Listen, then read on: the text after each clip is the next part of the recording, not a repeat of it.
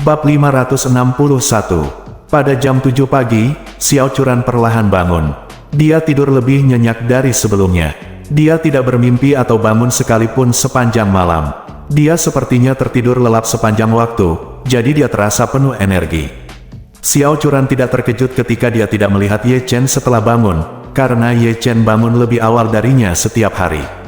Karena dia tahu bahwa Ye Chen akan mengajaknya memilih hari ini, suasana hati Xiao Churan sangat baik dan sangat menantikannya di dalam hatinya.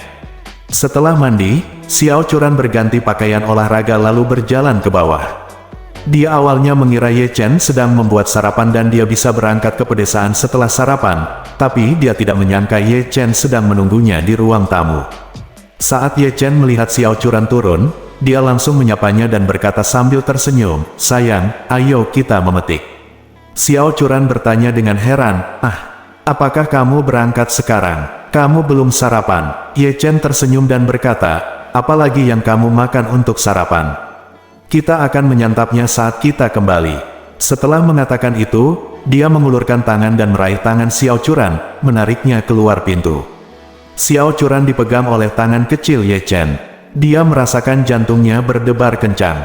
Dia sedikit malu dan sedikit terkejut pada saat yang sama. Dia tidak bisa menahan diri untuk bertanya, "Ye Chen, pergilah ke pedesaan untuk memilih dan kembalilah setelah kamu selesai. Bagaimana kamu bisa begitu besar? Ini setengah hari, jika kita tidak makan sesuatu, apa yang akan kita lakukan jika kita lapar di sana?" Ye Chen tersenyum dan berkata, "Kamu akan tahu jika kamu ikut denganku. Aku sudah mengatur segalanya." Xiao Churan bertanya dengan rasa ingin tahu, "Apakah kamu mengatur rumah pertanian di sana?" Ye Chen menarik Xiao Churan ke pintu, tersenyum dan berkata, "Ayo, tutup matamu dulu." Xiao Churan bahkan lebih terkejut lagi, "Ye Chen, biarkan aku memejamkan mata sekarang."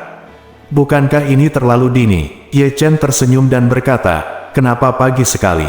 Ini belum pagi, kamu akan tahu nanti." Xiao Churan hanya bisa tersenyum tak berdaya, memejamkan mata, dan berkata dengan lembut, "Oke, karena kamu ingin mengajakku memilih, aku akan mendengarkanmu." Ye Chen tersenyum dan berkata, "Kalau begitu kamu tidak diperbolehkan mengintip." Xiao Churan berkata dengan serius, "Jangan khawatir, aku tidak akan mengintip.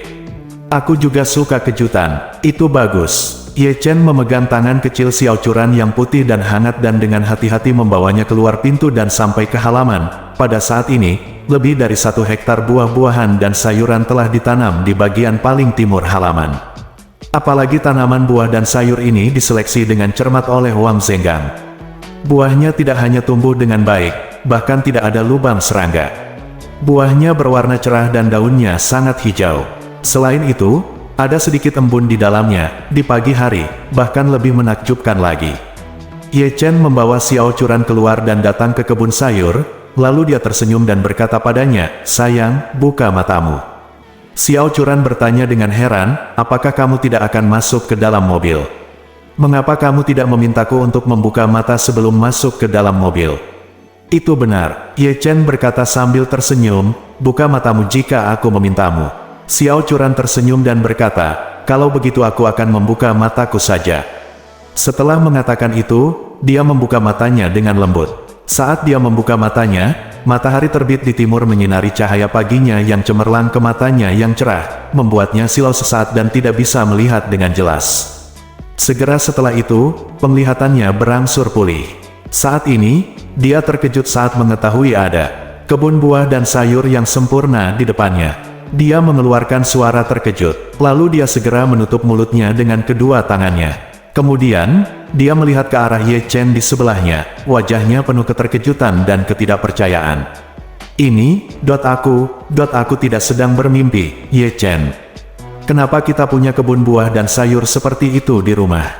Ye Chen memandangnya dengan penuh kasih sayang dan tersenyum, "Istri bodoh, tentu saja kamu tidak sedang bermimpi.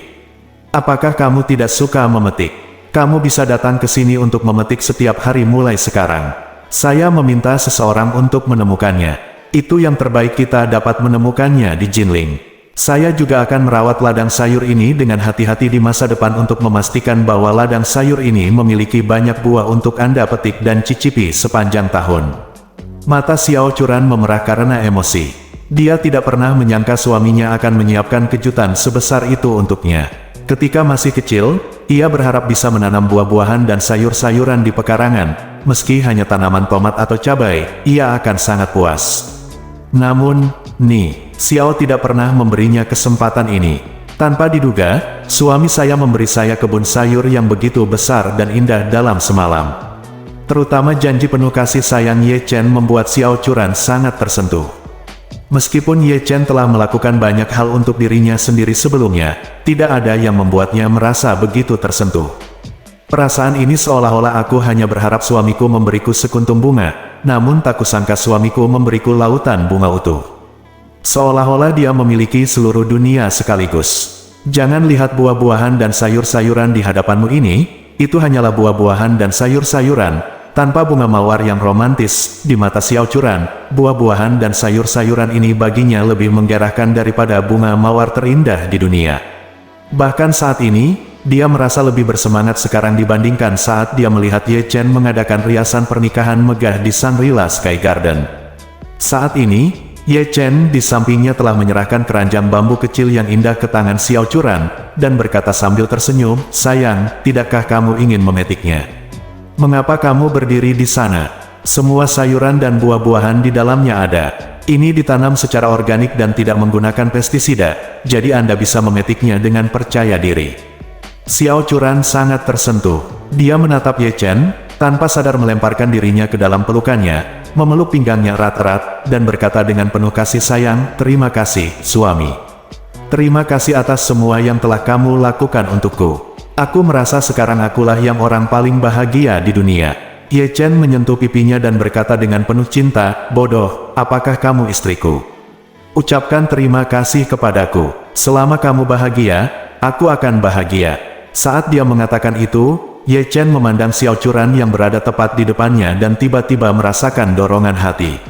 Jadi, dengan pikirannya yang membara, dia segera menundukkan kepalanya dan mencium lembut bibir Xiao Churan. Pada saat ini, Xiao Churan tiba-tiba merasa pikirannya menjadi kosong. Ini adalah ciuman pertama Xiao Churan, dan tanpa diduga, ciuman itu tiba-tiba direnggut oleh Ye Chen. Namun, dia tidak marah sama sekali. Dia menatap Ye Chen yang tampan dan lembut, dan tiba-tiba merasakan kebahagiaan yang belum pernah terjadi sebelumnya di hatinya. Ternyata menjadi wanita kecil yang bahagia dalam pelukan suaminya rasanya menyenangkan. Meskipun hatinya merasa sangat bahagia, dia masih sedikit malu. Jadi setelah ciuman lembut Ye Chen, Xiao Churan mendorong Ye Chen menjauh dengan panik. Dia dengan gugup mengatur rambut di sekitar telinganya, dan berkata dengan ragu-ragu, "Baiklah, aku akan mengambilnya." Ye Chen memeluknya dengan lembut dan berkata, "Istriku, aku akan menemanimu." Xiao Churan tersipu, menyerahkan keranjang bambu ke tangannya lagi, dan berkata dengan malu-malu, "Kalau begitu ikuti aku akan mengambilnya, dan kamu bisa membantuku membawanya." "Baik." Ye Chen langsung mengiyakan dengan antusias sambil menggandeng tangan istrinya dan memasuki kebun sayur. Saat ini, di teras lantai 3, Ma Lan memandang kedua orang di halaman dan bergumam, "Saya sedang menyebarkan makanan anjing di sana pagi-pagi sekali. Saya ingin tahu apakah gigi depan saya tanggal." Memikirkan hal ini, dia berteriak dengan marah, "Hei, kalian berdua ambil lebih cepat. Saya masih menunggu untuk mengambil foto kebun sayur dan mengirimkannya ke Moments." Bab 562. Pagi ini, Xiao Churan merasa dirinya adalah wanita paling bahagia di dunia. Namun, di saat yang sama, ada seorang wanita yang merasa dirinya adalah wanita paling sial di dunia. Wanita ini adalah Qian Hongyan yang sedang menemui dokter di rumah sakit rakyat. Dia awalnya belajar ginekologi, dan mengantri lama sebelum akhirnya tiba gilirannya. Setelah masuk, dokter ingin melakukan pemeriksaan rutin padanya, tetapi ketika dia melihat situasi sebenarnya, bahkan dokter yang berpengetahuan luas pun terkejut dan berseru, "Ada apa denganmu? Bagaimana kamu bisa melakukan ini? Lihat seperti ini, apakah kamu tidak memperhatikan kebersihan pribadimu sama sekali?" Meskipun orang yang memeriksanya juga seorang dokter wanita, perkataan dokter tersebut tetap membuat Qian Hongyan merasa malu, dan dia ingin membuka celah di tanah dan masuk. Dia hanya bisa menutupi wajahnya dan tergagap, "Dokter, sejujurnya, alasan utamanya adalah keluarga kami tidak suka kebersihan." Dokter mengeluh, "Dia tidak suka kebersihan, jadi Anda harus memintanya untuk memperhatikan kebersihan pribadinya. Soalnya, Ini menyusahkan Anda. Masalah ini serius, biar saya beritahu. Qian Hongyan bertanya dengan panik, "Dokter, apa yang terjadi dengan saya?" Dokter berkata dengan wajah gelap, "Dari pemeriksaan rutin, terdapat eritema, infeksi, dan erosi. Saya kira Anda memiliki lebih dari satu masalah." Saat dia mengatakan itu, dokter menambahkan, "Dalam hal ini, saya akan menulis lembar tes untuk Anda. Anda dapat memeriksa darah dan sekretnya dan melihat apa yang tertulis dalam hasil tes." Qian Hongyan ketakutan dan bertanya dengan tergesa-gesa dan gugup, "Dokter, saya tidak mengidap AIDS, bukan?" Dokter berkata, "AIDS tidak terlihat dengan mata telanjang dan hanya dapat dipastikan melalui tes darah." Setelah itu, dokter menghimbau, "Buruan dapatkan secepatnya. Kalau hasilnya sudah keluar, kita bisa mencari solusinya secepatnya." Qian Hongyan tidak punya pilihan selain segera bangun, mengambil formulir tes yang ditentukan oleh dokter dan membayar biaya tesnya. Setelah mengambil darah dan mengeluarkan cairan, Qian Hongyan duduk di bangku dengan cemas dan menunggu. Karena dia sangat ketakutan, dia tidak lagi peduli dengan rasa gatal di tubuhnya. Dia hanya ingin mencari tahu apa yang salah dengan dirinya sesegera mungkin. Hal pertama yang keluar adalah hasil tes sekresi yang menunjukkan bahwa dia mengalami erosi dan peradangan yang parah. Qian Hongyan tiba-tiba panik dan segera pergi ke dokter dengan membawa lembar tes. Setelah membacanya, dokter tidak terkejut dan berkata dengan tenang, "Peradangan dan erosi bisa dilihat dengan mata telanjang, tapi saya tidak menyangka akan parah. Anda harus mengobatinya sesegera mungkin, jika tidak maka dapat menyebabkan masalah besar." Lalu dokter bertanya, "Apakah tidak ada hasil tes darahnya?" "Yang penting itu," Qian Hongyan buru-buru berkata, "hasil tes darahnya belum keluar." "Saya tidak takut, saya akan segera membawa ini ke sini untuk Anda lihat." Dokter mengangguk dan berkata, "Mari kita tunggu hasil darahnya. Setelah hasilnya keluar, banyak masalah akan menjadi lebih jelas." Qian Hongyan hanya bisa keluar dari klinik dokter dan pergi ke tempat tes darah untuk menunggu hasilnya. 20 menit kemudian, hasilnya kembali. Total ada 4 hasil kali ini. Setelah Qian Hongyan mendapatkannya, dia mulai membaca dari yang pertama. Laporan pertama ini membuatnya takut setengah mati. Tes gonokokal, positif. Neisseria gonorrhoeae. Bukankah ini penyakit gonore? Sial, pengawas anjing sialan itu benar-benar menularkan gonore padaku. Qian Hongyan sangat ketakutan saat ini dan membuka laporan kedua dengan gemetar. Laporan kedua berbunyi, uji aglutinasi treponema pallidum, positif. Qian Hongyan merasa pusing saat melihat ini. Anda bukan hanya menderita gonore saja, tapi Anda juga terkena sifilis. Pengawas sialan itu adalah raja racun. Bukankah ini akan membunuh dirimu sendiri? Qian Hongyan merasa kakinya lemah dan dia hampir tidak bisa berdiri, jadi dia buru-buru duduk di tanah di sudut, menyeka air matanya, dan membuka laporan ketiga dengan gemetar. Laporan ketiga berbunyi, antibody AIDS HIV, nilai terukur 0,11, diikuti nilai referensi. Qian Hongyan akhirnya menghela nafas lega. Untungnya, saya tidak mengidap AIDS, jika tidak maka penyakit itu akan membunuh saya. Akhirnya menemukan hiburan, dia membuka laporan terakhir. Laporan ini berbunyi, Human Chorionic Villus ** 5324.2. Melihat indikator di belakang, dia sangat ketakutan hingga hampir pingsan. Bukankah ini merupakan indikator kehamilan? Kemudian lihat catatan di belakang, indikator saya sesuai dengan usia kehamilan 4-8 minggu. Waktunya bertepatan dengan hari ketika saya pergi ke tambang batu bara hitam. Sudah berakhir, sekarang sudah benar-benar berakhir. Saat ini, Qian Hongyan ingin membenturkan kepalanya ke dinding dan mati. Dia tidak pernah bermimpi akhirnya bisa melarikan diri dari tambang batu bara hitam yang membuatnya putus asa dengan bantuan keluarga Wu. Tetapi saya tidak menyangka setelah melarikan diri, saya akan menemukan begitu banyak penyakit satu demi satu. Peradangan, erosi, gonore, sifilis. Wajar kalau banyak penyakit, tapi kenapa saya hamil? Tahun ini saya berusia 51 tahun, usia yang sangat tua. Anak saya Xiao Hailong sudah berusia 28 tahun. Jika saya hamil saat ini, jika ini menyebar, di mana saya akan meletakkan wajah lama saya? Apakah Anda tidak akan ditikam di tulang belakang dan dimarahi sampai mati di kemudian hari? Memikirkan hal ini, Qian Hongyan buru-buru pergi ke dokter dan membawa hasilnya. Begitu dia memasuki ruang konsultasi dokter, dia mengunci pintu, berlutut di depan dokter sambil membanting, dan berteriak, "Dokter, Anda benar-benar ingin menyelamatkan saya, Anda harus menyelamatkan hidup saya." Dokter pun kaget dan berseru, "Apa yang terjadi? Apakah HIV positif?" Yang paling ditakuti dokter adalah dia didiagnosis mengidap AIDS, karena penyakit ini tidak bisa disembuhkan.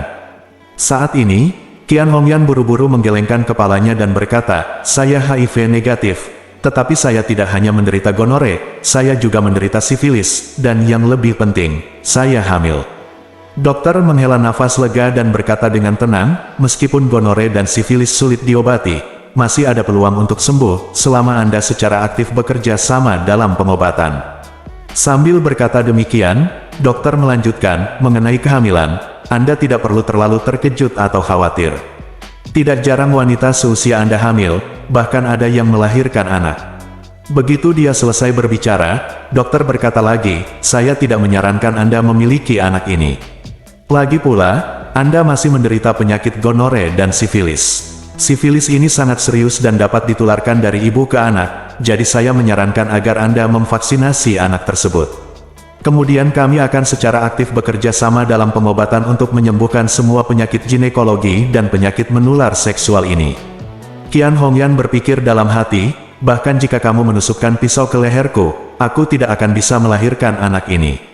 Jika suami, ibu mertua, putra, dan putri saya mengetahui bahwa saya sudah lama berada di tambang batu bara hitam dan hamil setelah diselamatkan, lalu martabat apa yang harus saya jalani bersama mereka?"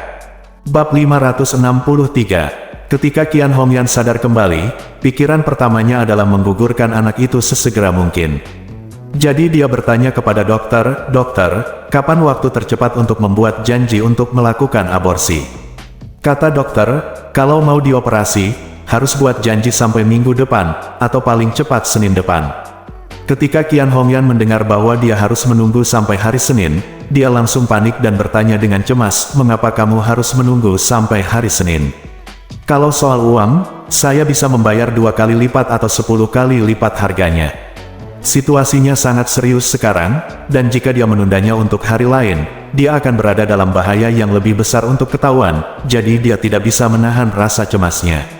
Dokter menggelengkan kepalanya dan berkata, "Ini bukan tentang uang, tapi kami hanya melakukan kunjungan klinik selama 2 hari di akhir pekan dan tidak melakukan operasi. Jadi jika Anda ingin menggugurkan anak, Anda harus menunggu sampai hari Senin tidak peduli apa." "Oke, Senin akan menjadi Senin." Wajah Qian Hongyan berubah lagi, meskipun dia panik, dia hanya bisa menerimanya. Lagi pula, dia tidak bisa melakukannya sendiri. Aborsi bukan perkara sepele, di usia saya, bisa saja ada yang meninggal. Dokter menambahkan, "Dalam hal ini, saya akan meresepkan Anda beberapa obat oral dan obat oles terlebih dahulu. Anda dapat mengambilnya kembali dan mengontrolnya terlebih dahulu. Setelah operasi aborsi, kami akan mengobati PMS Anda secara sistematis." Qian Hongyan mengangguk berulang kali dan berseru, "Terima kasih banyak, dokter." Dokter melambaikan tangannya dan berkata, "Sebaiknya minta suami Anda memeriksakan diri setelah Anda kembali. Gonore dan sifilis biasanya menular melalui hubungan seksual antara pria dan wanita. Jika Anda baru saja berhubungan seks dengan suami, mungkin dia menulari Anda, atau Anda sudah terlanjur menularkannya, dan kedua penyakit ini sangat menular, oleh karena itu tetap disarankan agar ia memeriksakan diri. Jika Anda berdua mengidapnya, sebaiknya obati bersama-sama dan saling menyemangati." Jantung Qian Hongyan berdetak kencang saat mendengar ini.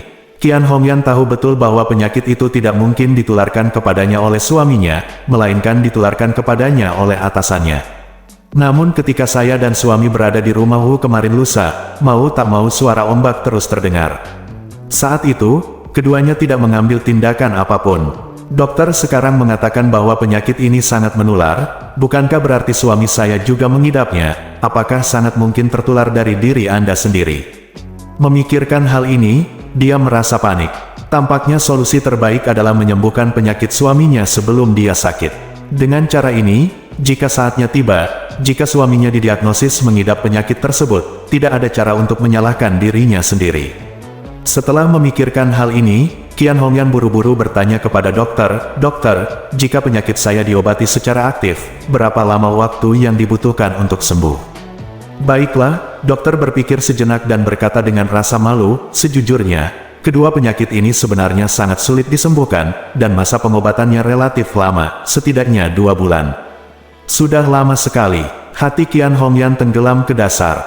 Dokter menghiburnya saat ini, tetapi belum tentu demikian. Tubuh setiap orang berbeda, dan beberapa orang menjadi lebih baik dengan sangat cepat. Setelah mengatakan itu, dokter menambahkan, "Sebaiknya Anda tidak terlalu banyak berpikir sekarang. Ayo buat janji untuk operasinya dulu. Datanglah Senin depan untuk operasinya. Setelah operasi, kami akan melakukan pengobatan aktif."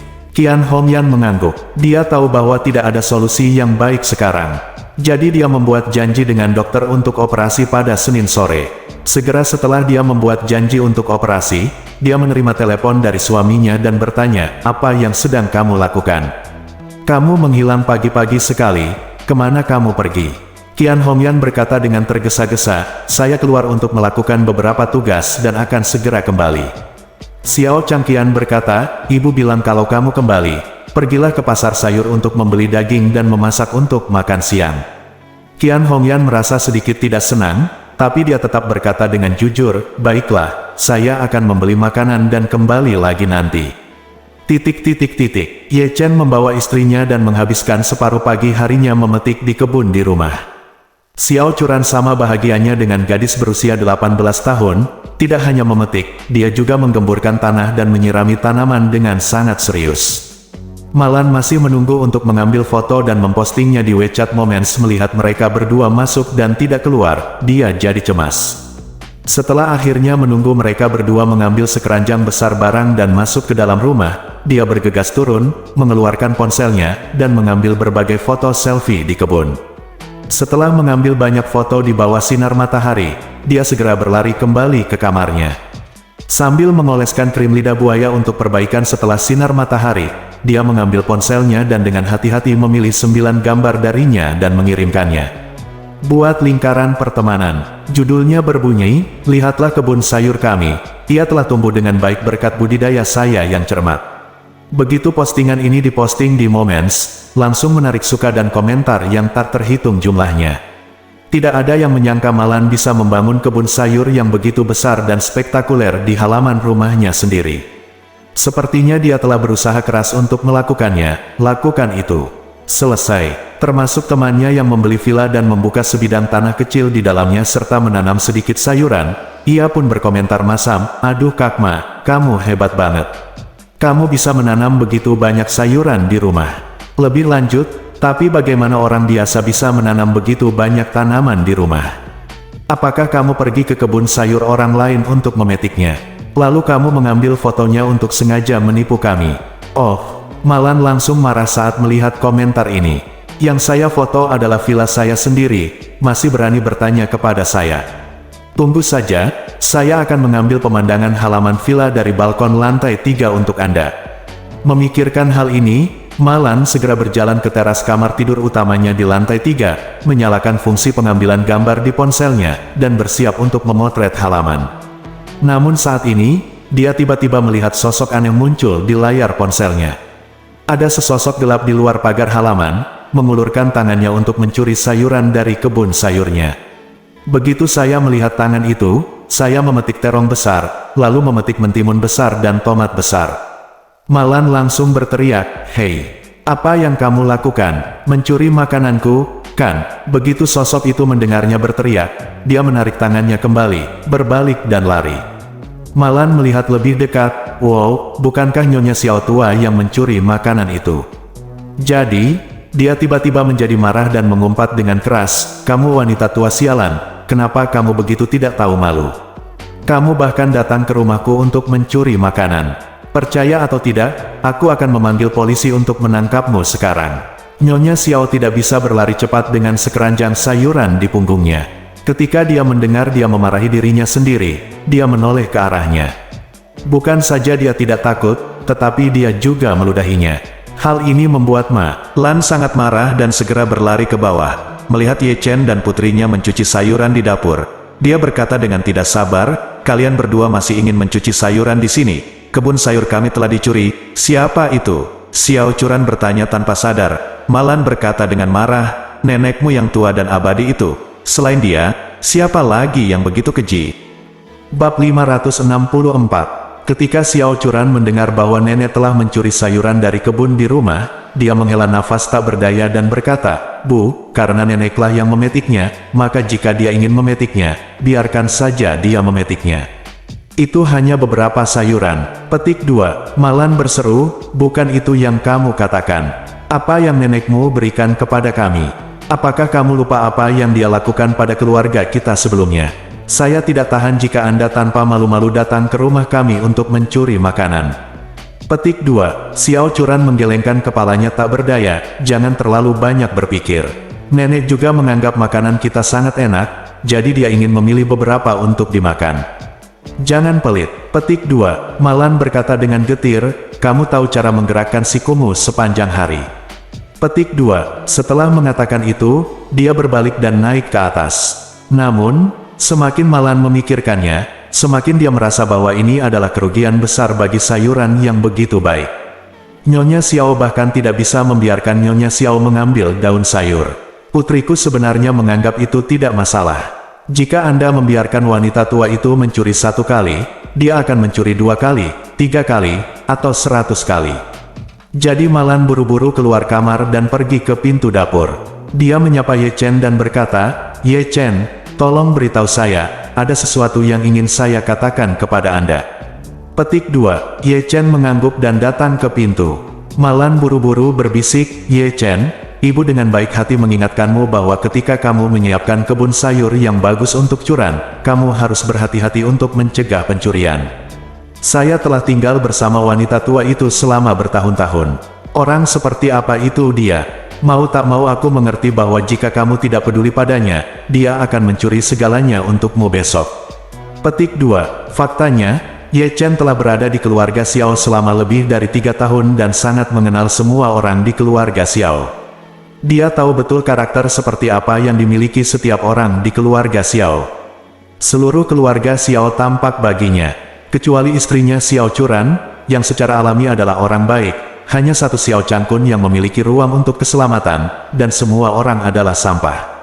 Ini termasuk Malan dan Ni Xiao. Oleh karena itu, dia juga tahu betul bahwa jika dia tidak menjawab, Nyonya Xiao memang akan mencuri pertama kali dan kedua kalinya seperti yang dikatakan Malan.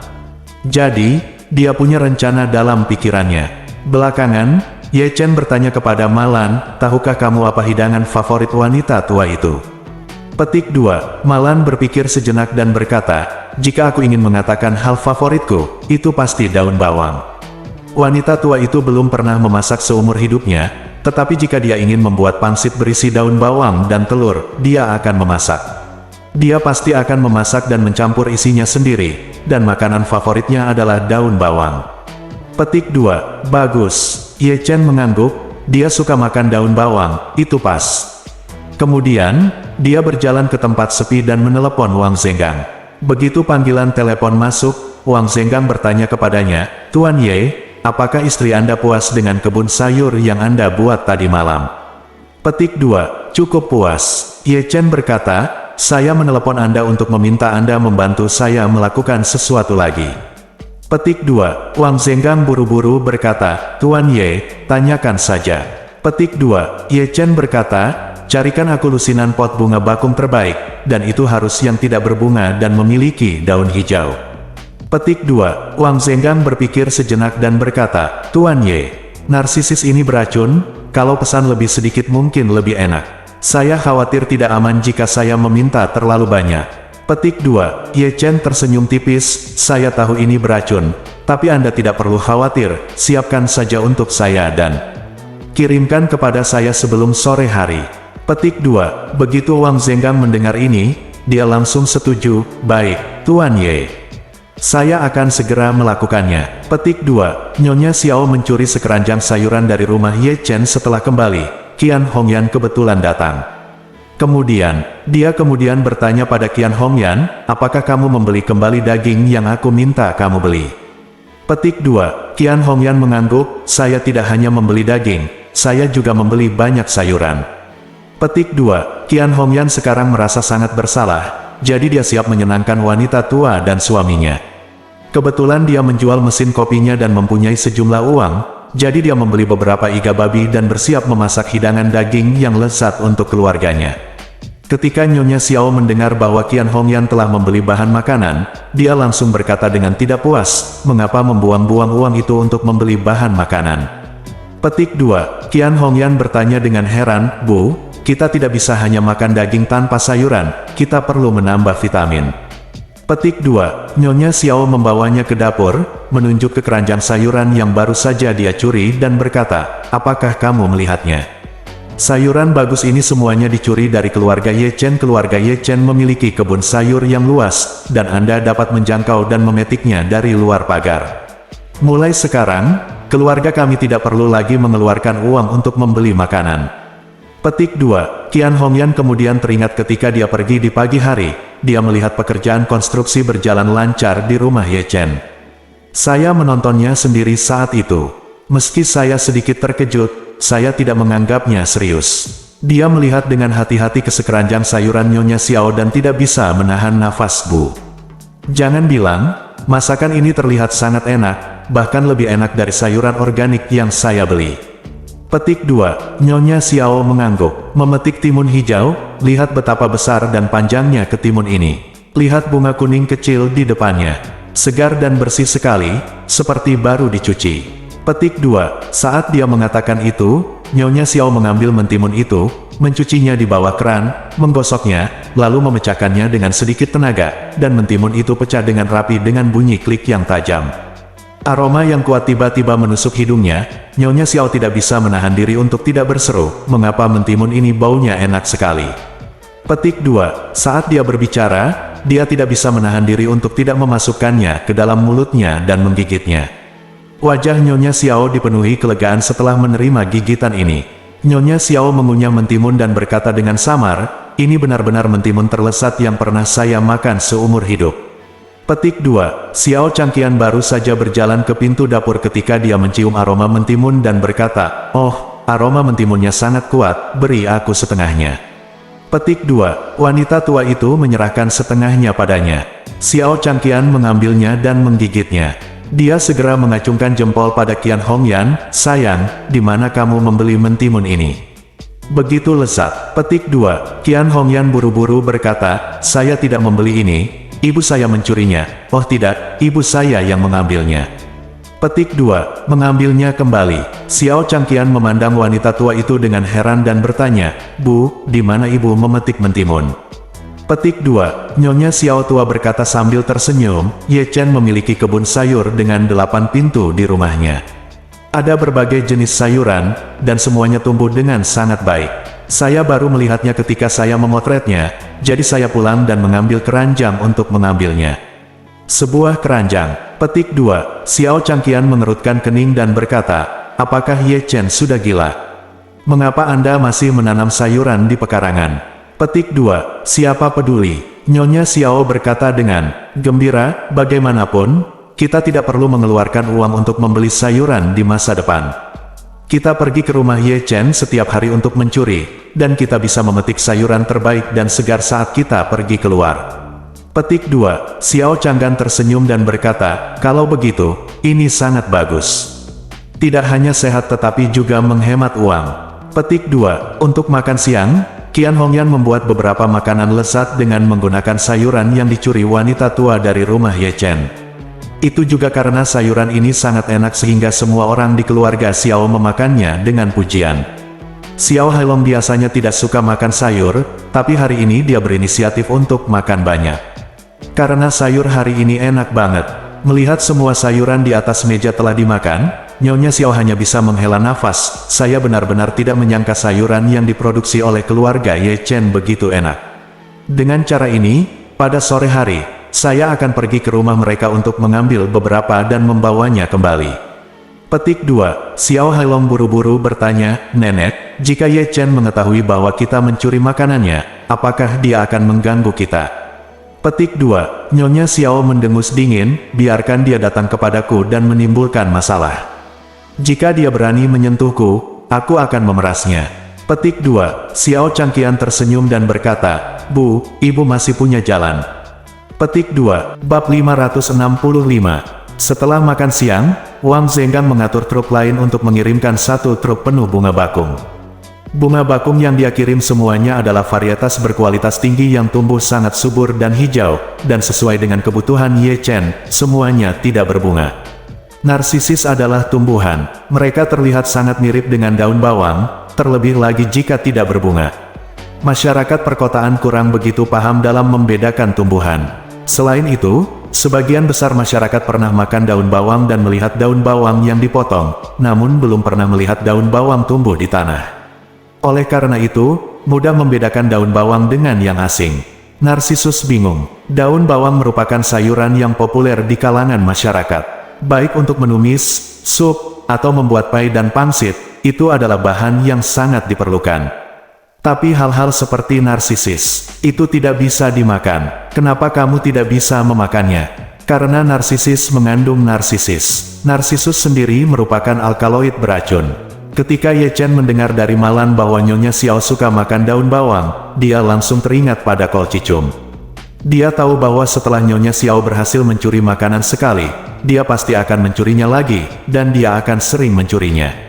Jadi dia meminta Wang Zenggang mengatur agar pekerja menanam semua kol cicum di dinding.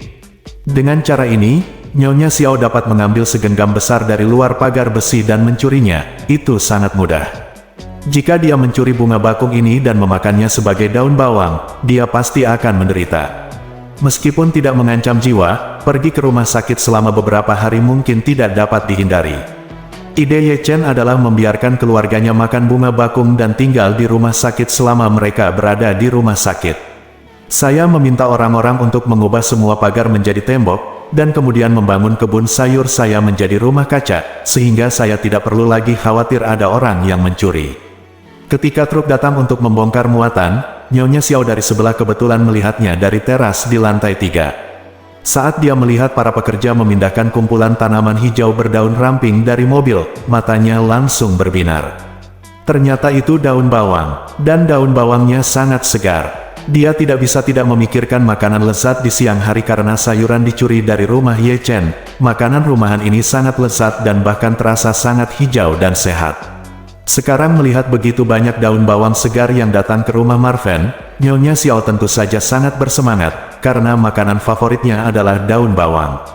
Terlebih lagi, dia telah berpindah-pindah selama periode ini, mengalami banyak perubahan, dan menghabiskan beberapa hari di pusat penahanan. Sudah lama sekali dia tidak makan pangsit isi kucai dan telur. Melihat begitu banyak daun bawang segar dan bagus datang ke rumah Ye Chen, pikiran pertama yang terlintas di benaknya adalah segera mengambil pisau dan memotong 2. Buatlah pangsit yang diisi dengan daun bawang dan telur dan bersenang-senanglah di malam hari. Sekitar jam 4 sore, Nyonya Xiao bangun dari tidur siangnya. Hal pertama yang dia lakukan adalah pergi ke teras untuk melihat bagaimana keadaan daun bawang Ye Chen. Melihat Ye Chen telah menanam semua daun bawang di samping pagar besi, Nyonya Xiao sangat senang. Bukankah ini nyaman bagi Anda? Jadi dia segera turun ke bawah. Saat ini, keluarga Xiao Changqian yang beranggotakan 4 orang sedang duduk di ruang tamu sambil menonton TV. Xiao Hailong memindahkan TV dari kamar cadangan di lantai bawah ke atas, meski tidak sebesar yang dia jual, tapi masih cukup bagus. Nyonya Xiao berkata kepada Qian Hongyan, "Hongyan, keluarlah dan beli sekotak telur, beli sekantong mie lagi." Petik 2. Qian Hongyan buru-buru bertanya dengan datar, "Bu, kenapa ibu ingin telur dan mie?" Petik 2. Nyonya Xiao berkata, "Ayo makan pangsit dengan isian daun bawang dan telur malam ini." Petik 2. Xiao Hailong berkata dengan heran, "Nenek, apakah kamu membuat pangsit untuk makan malam-malam ini?" Petik 2. Kanan. Nyonya Xiao berkata sambil tersenyum, "Apakah kamu suka daun bawang dan telur?" Petik 2. Xiao Hailong tersenyum dan berkata, "Oh, aku sangat menyukainya. Sudah lama sekali saya tidak makan pangsit daun bawang dan telur. Saat kamu mengatakan itu, aku sedikit ngiler." Petik 2. Xiao Changqian juga berkata sambil tersenyum, "Bu, mengapa ibu berpikir untuk makan pangsit daun bawang dan telur hari ini? Anda sudah lama tidak membuat pangsit di dapur." Petik 2. Nyonya Xiao berkata, "Saya senang hari ini. Saya akan makan cukup banyak pangsit isi daun bawang dan telur malam ini. Petik 2. Sangat bagus. Xiao Changqian berkata dengan penuh emosi, saya sudah lama tidak makan pangsit. Hari ini saya bisa memuaskan keinginan saya. Petik 2. Qian Hongyan bertanya, Bu, selain mie dan telur, apakah kamu tidak ingin aku membeli daun bawang? Petik 2. Nyonya Xiao tersenyum bangga dan berkata, keluarga Ye Chen mendapat banyak daun bawang segar di sore hari. Saya akan keluar dan memotong 2 genggamnya nanti. Petik 2. Xiao Changgan buru-buru berkata, Bu, kamu perlu memotongnya sedikit lagi, dan kamu juga bisa membuat pangsit daun bawang dan daging babi. Petik 2. Xiao Weiwei berkata, kamu juga bisa membuat pai berisi daun bawang. Petik 2. Baiklah, baiklah. Nyonya Xiao mengangguk dan berkata sambil tersenyum, kalau begitu saya akan memotong lebih banyak dan kembali. Petik 2. Sekitar jam 5 sore, Nyonya Xiao keluar dengan membawa pisau dapur. Dia memasukkan pisau dapur ke dalam keranjang bambu dan berlari keluar pagar rumah Ye Chen. Nyonya Xiao melihat sekeliling. Melihat tidak ada seorang pun di halaman, saya segera mengeluarkan pisau, meraih ke pagar dan memotong segenggam besar daun bawang. Setelah memotong yang satu ini, dia memotong 2 lagi. Saya kira sudah hampir cukup, tapi kalau dipikir-pikir lagi, daun bawang yang bagus seperti itu jarang sekali. Kalau tidak dipotong lagi, saya akan rugi. Jadi dia memotong 6 genggam berturut-turut, dan daun bawang yang dia potong tidak bisa dimasukkan ke dalam keranjang bambu. Melihat dia berhasil, Nyonya Xiao buru-buru berlari kembali. Saat ini, Malan melihat matahari akan terbenam, jadi dia duduk di teras dan bersiap untuk berjemur di bawah sinar matahari. Lagi pula, dokter mengatakan kepadanya bahwa dia ingin kakinya cepat sembuh. Anda perlu menghabiskan lebih banyak waktu di bawah sinar matahari untuk mensintesis vitamin D.